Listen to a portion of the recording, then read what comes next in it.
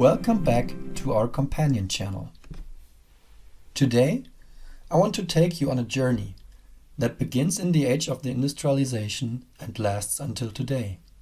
Throughout this journey, I will show you how something that we all know, the famous org chart, has developed, evolved, and then stagnated for many years. But even though many of us constantly complain about org charts, there seem to be very few alternatives. Today, this will change as I will introduce the dynamogram to you. But first, let's move back to the age of the industrialization to understand where the org chart originally comes from. The age of the industrialization introduced large-scale production factories, new technologies, and of course, line production. Everything was tailored towards efficiency and speed.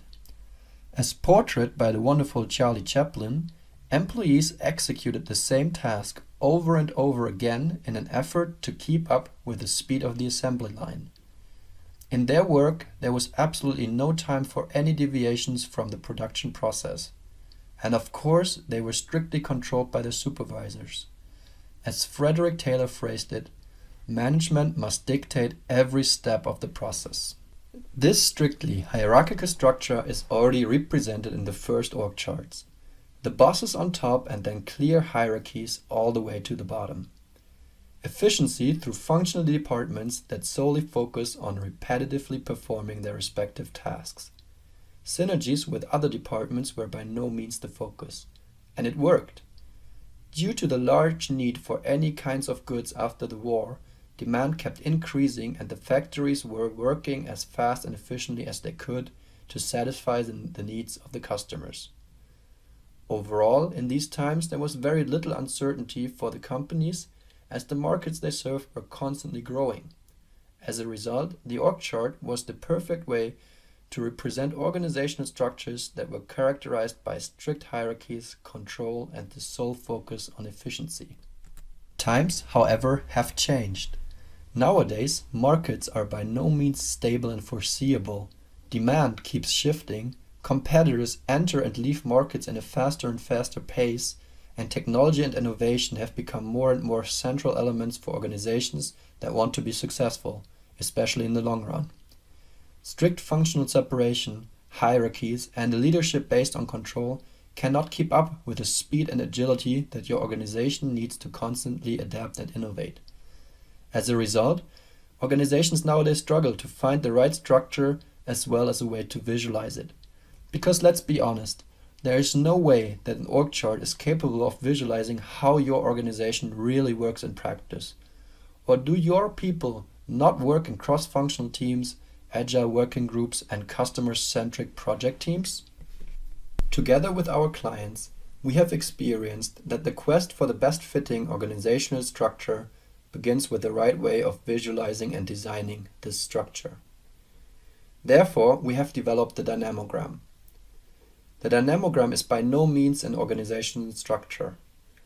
Rather, it is a different way of visualizing an organization. This different visualization, however, is very powerful. The executive board is no longer on top, but instead in the middle of the organization. This represents a leadership understanding based on collaboration and trust rather than solely hierarchy and control. There can still be reporting lines and hierarchies if that is the right fit for your organization, but that is no longer the only option. Rather, the dynamogram can easily combine hierarchical structures with agile working teams. That's new and something an org chart could never do. The dynamogram further represents constant interaction instead of functional silos. In this sense, we replaced the boxes that we all know from org charts and the corresponding sharp interfaces with circles that dynamically adapt to market conditions and the needs of the customers. As a result, the customer is always the driving force behind the organizational design. And most importantly, the dynamogram is capable of interactively showing the cross-functional work that is entirely forgotten in org charts while still attributing clear roles and responsibilities. Now, You might wonder how the dynamogram does all that. Well, the dynamogram is not a static picture, but rather a software that can zoom into the different circles that you see here, as well as showing the interactions between the circle in, for instance, cross-functional teams. And the best thing, every employee can find him or herself in this visualization of the organization. That is truly powerful, especially in such important change processes. Today was our first introduction of the dynamogram and its very basic ideas. A peek into the software that stands behind the concept will follow very soon. It is important to remember that the dynamogram is essentially a new way of visualizing an organization.